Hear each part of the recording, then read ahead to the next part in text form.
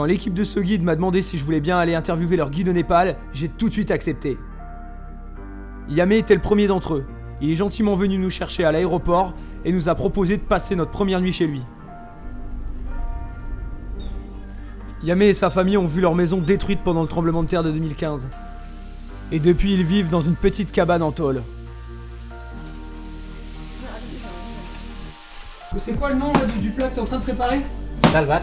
Dalvat, ok, un dalvat. C'est vraiment très très bon. Et après une bonne nuit de sommeil, on a encore mangé un dalbat. Il est différent d'une maison à l'autre, mais c'est quand même le plat national. Et ce que je savais pas, c'est qu'on allait en manger vraiment tous les jours, peu importe où on allait aller.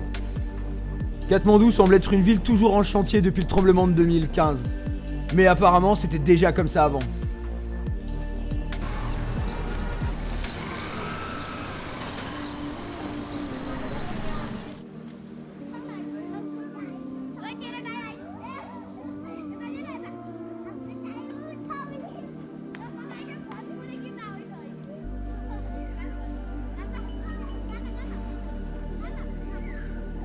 On a gravi la bonne centaine de marches du Monkey Temple qui porte bien son nom.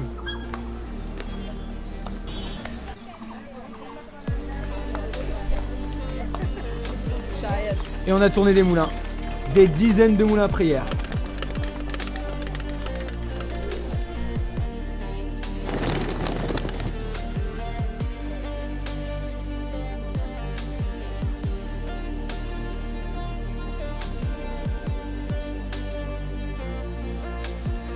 Et puis on a rencontré des vies, guides culturels bien sympas, avec qui on est allé visiter les gâtes de crémation. On a appris plein de trucs et notamment que les crânes explosaient avec le feu.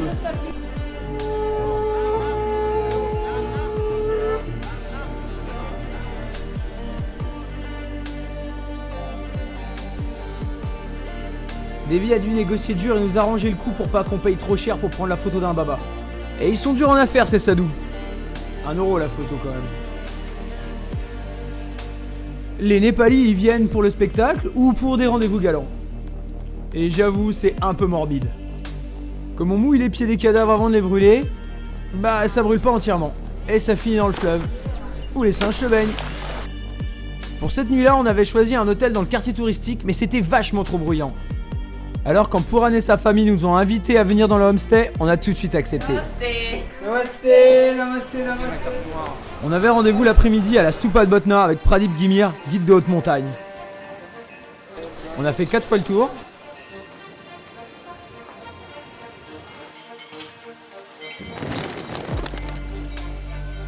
Et on a encore tourné des moulins.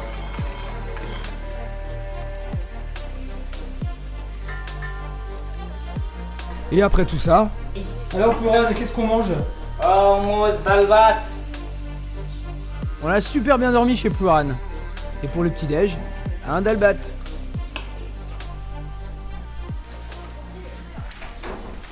On a dit au revoir à Pooran et sa famille. Et on est parti pour Pokhara avec Yamé pour se faire le trek de Mardi Himal.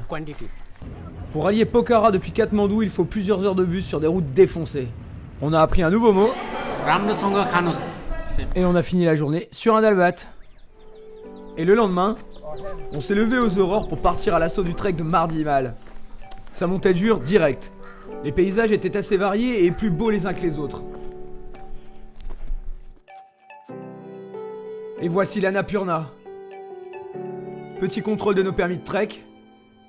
Et c'est reparti.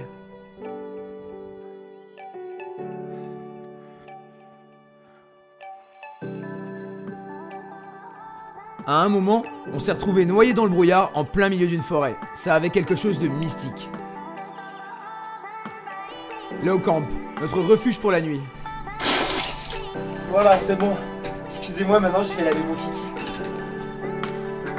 J'ai demandé un peu d'intimité. Eh, venez, venez, venez, je vous fais visiter. Ça, c'est mon champ.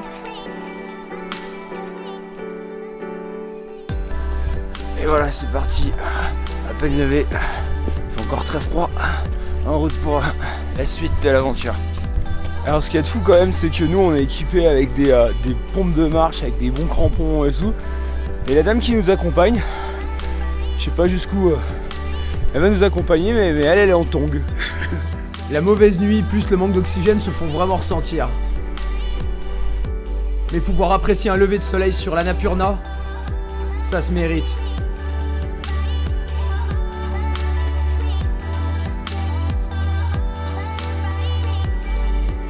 Alors voilà, on est devant l'Annapurna. Mais ce que je redoutais... Les déchets sont malheureusement enfouis et brûlés derrière les refuges. Alors voilà, nous, on prend des bananes. Voilà, comme ça nos déchets sont biodégradables. Yamé est un guide éco-responsable qui pense à tout. Il aime sa montagne et on le comprend. Comme la météo était pourrie, je suis monté jusqu'à Highcamp et puis je suis redescendu. Sur le chemin du retour, les paysages étaient totalement différents. On a traversé quelques hameaux et rencontré quelques personnes. Les Népalis sont plus souriants les uns que les autres.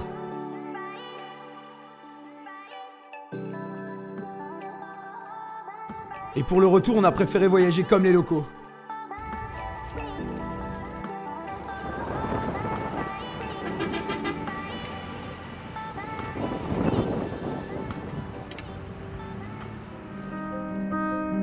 Et on a fini notre voyage en beauté grâce à Manik et Dorje Tamang, guides indépendants eux aussi, qui sont gentiment venus nous chercher en moto pour nous inviter au mariage de leur cousin. Et on a été tellement bien reçus qu'on a eu l'impression de faire partie de la famille.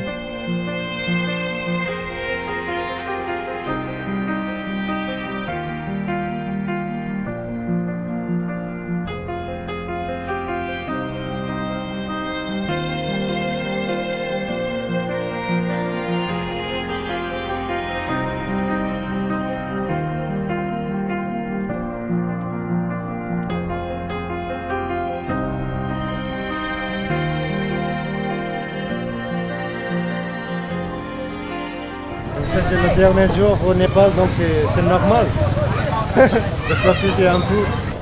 Voilà, ça c'est la tradition au Népal. Ça c'est la bénédiction. Bénédiction. C'est un alcool de riz, de blé, de maïs qu'on vient de nous servir et apparemment ça se boit cul sec. Non, c'est ça, cul sec. Cul sec. Ok. Dans des balles, 1, 2, 3. Non, non, c'est très cher. Ça se voit vraiment que c'est. Ah oui. Et voilà, mon voyage se termine sur une musique traditionnelle népali.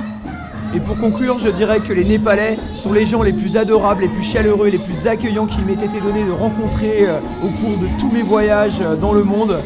Et c'est un pays dans lequel j'aurai plaisir à revenir pour faire un trek en famille. Dans le débat, le Népal!